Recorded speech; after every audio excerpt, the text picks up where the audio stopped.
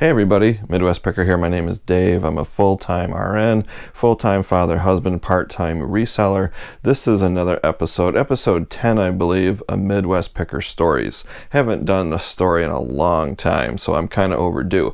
These are basically stories that are 100% true. I was either there when they happened or they happened to me. These are not embellished. They're 100% accurate and true. Nothing earth-shattering, nothing newsworthy, no Bigfoot sightings or lightning strikes or, train crashes. But these are pretty interesting stories. They're kind of funny, they're disgusting, gross, bizarre, crazy, and I think you might find them interesting. These stories are for entertainment purposes only. Do not try any of these at home yourself, and any names have been changed to protect the privacy of those involved. So this story involves human anatomy, bodily functions, and death, so viewer discretion is advised. I once had a heart condition called an SVT, or supraventricular tachycardia. An SVT is an irregular heartbeat where the electricity in your heart kind of leaks around the nodes of where it's supposed to be and kind of scatters throughout the heart muscle. Instead of a regular rate and rhythm, the heartbeat does not follow the normal pattern. Instead, you have a heartbeat, and then you have a second heartbeat, maybe even a third heartbeat in rapid succession. This abnormality will create a rapid heart rate north of 200 beats per minute at rest, and this is a very dangerous situation. Now, normally, these are episodes. They'll happen for 10 seconds, or they'll happen for 10 minutes. Or 30 minutes, and then they won't happen again for months. It's a little bit different than, say, like atrial fibrillation or other heart conditions that can happen all the time. Now, when a person without this heart condition, say, exercises, it's normal for the heart rate to go to 120, 130, 140 when they're intensely exercising, depending on the intensity of what they're doing. That's normal. A resting heart rate of 200 plus is not normal and is very dangerous. The reason I say I had this condition is because I had heart surgery to correct it, and now I'm considered cured. But getting to this point today was not fun at all. So going back about 5 years to 2017, it was about 3 a.m. I was sound asleep and I sat up in bed in a panic. I felt very uncomfortable. My heart was pounding and I had this sense of dread. My wife woke up, Mrs. Midwest, and she said, "What's going on?" And I said, "I don't know what's going on. I feel terrible for some reason. I don't know what it is, but I know it's my heart." No pain, no shortness of breath. I just felt very uncomfortable. I checked my pulse the best I could, and it was around 240 beats per minute. If you're new to this channel, I'm a full-time registered nurse, so medical conditions, I have education about that. I know how to check a pulse. And this was very thready, very fast, very difficult to check. Now, right before this happened, I was not having nightmares. I didn't go to bed that evening after drinking lots of caffeine or alcohol. It was just a typical night. After about 10 minutes of wondering what I'm going to do, it just randomly stopped. I was thrilled. Oh my gosh, my pulse went down to 90 and then down to 80. I could finally relax. Mrs. Midwest was relaxed. And after a while, I went back to sleep. Fast forward to September 2019, about 2 years later, I felt that sensation again, something strange in my chest. I could feel my heart pounding. It wasn't painful, just like the first episode. It was just strange, like a heart palpitation that you could feel, but it was much stronger than that. So I wasn't concerned. It was strange, no pain. So I checked my pulse, and again, about 230 to 240 beats per minute. I was sitting at home in the middle of the day watching TV, probably a Western, not doing anything. I wasn't in a panic. I wasn't exercising right before, just relaxing, and my heart was racing. This time it lasted about 30 minutes, and then spontaneously it just stopped. So I was really relieved, but now I'm worried because now this is the second time that this has happened. And this time seemed to last a little bit longer than the first time. About 1 year later, September of 2020, it happened again. Pounding in the chest, checked my pulse super fast, 240, 250, but this time it was not stopping. This was going on over an hour. So typical man, I took way too long. After about an hour and a half of this pounding in my chest, my heart rate 220, 250, I called my wife at work and said, honey, I think you're going to have to take me to the hospital. I'm having that thing again with my heart and it's not stopping. And it's been going on for about an hour and a half. Now at this point I had no diagnosis. I had no cardiologist, never been examined for this, handled it on my own. This time I wanted her to take me in so I can get an EKG hooked up to me while it was happening so I could get a definitive diagnosis of what the heck is going on. Of course, in the car, halfway to the hospital, the symptoms stopped. Pulse normal, 85, 90. So we went to the hospital anyways, and I described what was happening, and the doctor said it sounds like an SVT. So they checked me out, hooked me up to an EKG. No sign of a heart attack, no history of a heart attack. They couldn't catch an irregular signal at all. Everything was perfectly 100% normal. Sadly, I wanted them to catch something, but they didn't. What they did discover is I had very high blood pressure. So they prescribed me a blood pressure medication, and I was now referred to a cardiologist. So I had a follow-up appointment with my new cardiologist about a month later, examined me. Nothing. They could not find anything wrong. I had a cardiac stress test, which I passed. I had a cardioechogram, which is like a sonogram of the heart, like pregnant women have of the fetus, and it checks for all kinds of stuff. No heart disease, not even 1% heart disease, no atherosclerosis, no valves problems closing, staying shut, regurgitation. Basically, he said you have the heart of an 18-year-old. And at the time, I was like 53 years old. I'm like, come on, there's got to be something. And he said, there is nothing. We can't find anything wrong. Now, 3 months later, New Year's Eve, 12/31/2020, it happened again with a vengeance. My heart starts pounding. And of course, it's on a holiday, kind of, New Year's Eve. Hospitals are going to be super busy, but yeah, heart's pounding, pulse 240. All I was doing was watching TV. Maybe it's the TV watching that's doing it. Just sitting there, and boom, it happened. And now this time, the frequency of these episodes is becoming more and more frequent, and the feeling of dread and this pounding is even getting stronger. I tried to get up and walk around or walk to the phone to call somebody for help, and my legs were like jello. I had no strength, no energy. I could barely move. I was rushed to the hospital, and this time the symptoms did not stop. And I know what you're going to say. This was like 2 hours after it started. Typical guy, I know. They got me into the ER. I told them my cardiac symptoms. You tell them you have cardiac symptoms, they will whisk you in right away. If you got a bullet hole in your head, you have to get in line and wait 3 hours. Totally kidding. But if you tell them a cardiac issue, they get you right in. They rushed me into a exam room, hooked me up to an EKG like in 5 seconds. It's super fast, and boom, they caught it. SVT confirmed. I was ecstatic. I don't like having a heart condition, but I was so excited that they were able to catch this on the EKG and confirm the diagnosis, that I wasn't going crazy. It wasn't because of my habits or caffeine or panic attacks. This was a real deal. This was an SVT, and they caught it this time. Now for the bad part. In this exam room in the ER, I had at the bedside nurses, an older doctor, a young physician intern, and a respiratory therapist. The older doctor said, well, that's my impersonation of an older doctor. Well, we have a diagnosis now. But we got to do something about this. We have to stop this SVT from happening, and it ain't going to be fun.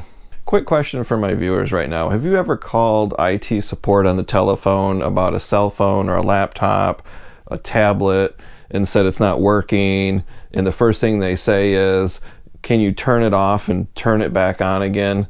Are you familiar with that? Well, what I'm about to describe is the human version of this. It's called chemical cardioversion. This old doc was very honest with me because he knew I was an RN, and he just laid it out truthfully. Here we go. He proceeded to tell me that they were going to give me an intravenous push medication. That's when they have a syringe of medication. They screw it into the IV that they had already hooked up to me, right to my vein, called adenosine. And they were just going to shoot it right in. The doc said this will basically stop your heart while you're awake. He said, basically what we need to do is stop your heart with this adenosine, and you're going to die while wide awake, and then 5 to 10 seconds later your heart will hopefully spontaneously just start beating and restarting again at a normal rate and rhythm. And we have this crash cart right here next to you just in case something goes wrong. This medication, adenosine, is so toxic it basically kills you. But on the flip side, this medication is extremely unstable and will be metabolized and made inert in a matter of a few seconds. So it's super powerful, it will stop your heart, but then it just kind of fades away within 5 seconds. He was essentially saying, I need to kill you to fix you. Oh my God, are you kidding me right now? He said, I know this is extremely disturbing and uncomfortable, the feeling of dread while you're wide awake with your heart stopping, but it's the only thing we can do. So basically what he was telling me was, we have to stop your heart while you're conscious and awake. No sedation allowed. No Valium, no Ativan, we can't give you any other drugs. You have to be wide awake when we do this. The nurse will push this medication into your intravenous line and your heart will stop. You will be awake and you'll be unable to breathe or move. And in about 5 to 10 seconds of being dead, your heart should spontaneously just start beating again in a normal rhythm and rate. And I said, are you sure this is the only way? As the nurse was drawing up this killer medication, literally, in her syringe, I was like, there's got to be another way. This can't be the only way. I did not want to die, and especially I don't want to die while completely awake and aware of what's going on. Then I heard the sweetest words ever uttered by a human being. That young physician intern said, hey, wait a minute, why don't we try the leg lift Valsalva maneuver? All the staff turned and looked at the guy like he was Doogie Howser. I looked at that old doc and said, yeah. What he said, let's try that. Yeah, whatever. Let's try that. Yeah. Now this old doc was in charge and he paused and said, okay, why not? Let's give it a try. I was thinking, thank God. Yes, let's give it a try. So what this young intern was suggesting was for me to perform a Valsalva maneuver to convert my heart rate back down to a normal rate and rhythm. A quick anatomy lesson. Our bodies have a vagus nerve that runs from our head through our body all the way to our rectum and our pelvic vault or pelvic floor area. You can Google this if you want more details, but don't hit the images button.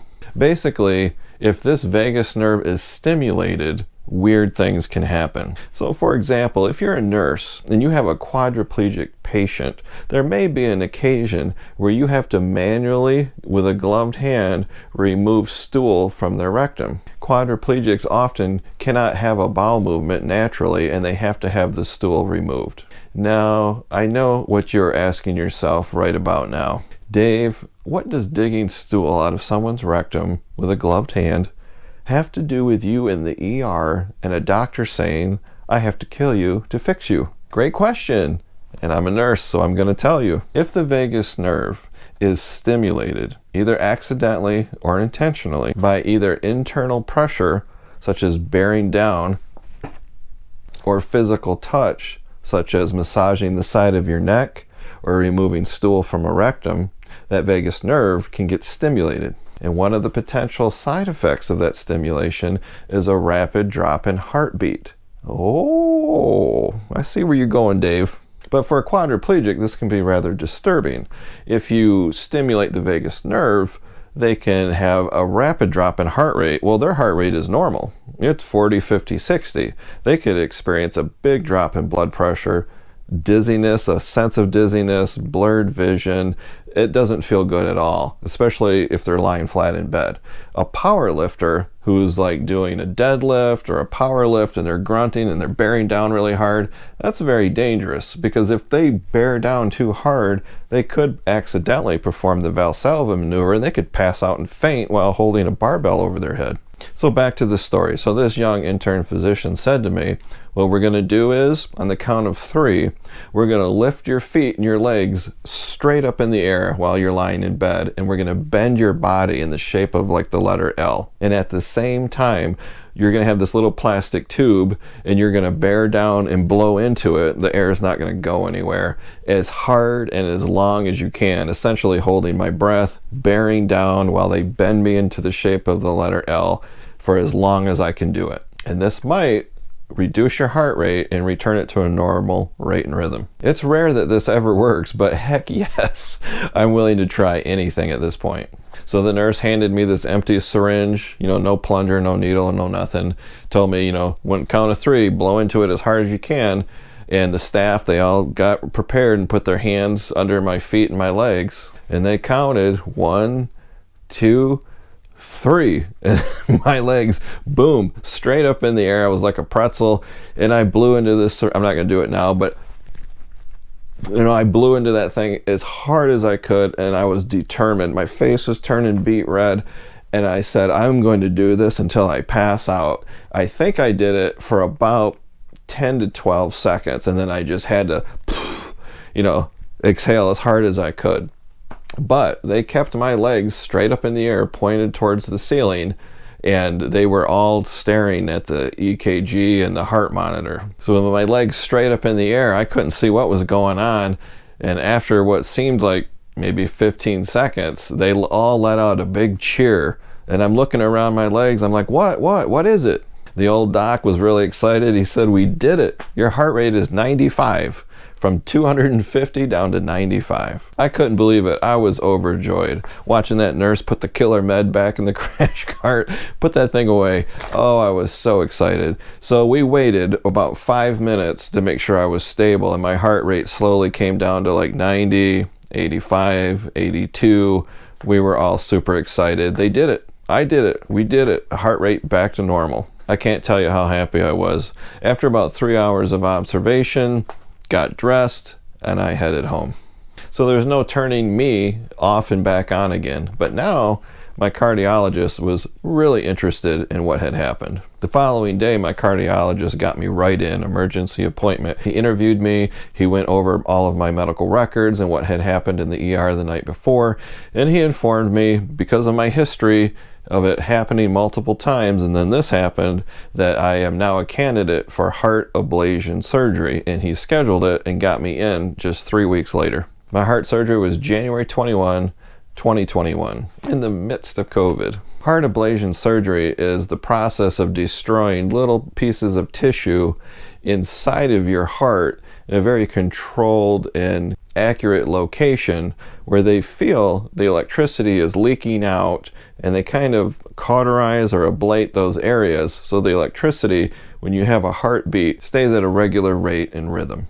The surgery is performed while the patient is wide awake, and medication usage is pretty limited. The reason medication is limited is because they want to induce an SVT on the operating table using adrenaline. So if they knock you out or you're unconscious or use other medications, that will suppress the adrenaline, and they won't be able to cause an SVT to happen.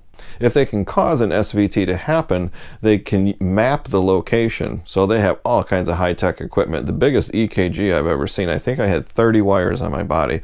Plus I'll have a wire in my heart that will map it out. So if they can cause this to happen on purpose, they can map it, and then they can cauterize where the bad parts are.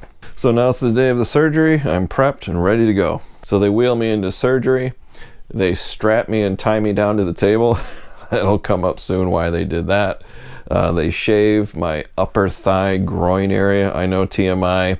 So that they can slice my leg open down to the vein and run a wire into it. And that wire, they run it all the way up to my heart. Yum.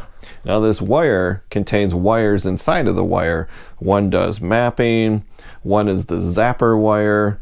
It's all very routine. They've done it a million times. The good thing is they gave me fentanyl for pain, and I didn't feel a thing. So when they cut my leg open, didn't feel it. Run the wire up my body and into my heart, I didn't feel a thing. No pain whatsoever. I love fentanyl. The other medication they gave me was Versed. This is for what's called conscious sedation, or a twilight medication, where basically you're kind of drunk and you're kind of out of it and you really don't care what happens to you. And the best part is it erases your memory. So when this is all over, you have no memory of what happened. And while it's happening, you're just all kind of loopy and crazy. And that's all fine if the two meds work. In my case, one of those two meds did not work. So I'm lying flat on my back, tied down to the table, no pain whatsoever. Wire is up my body, into my heart. So far, everything is going smooth.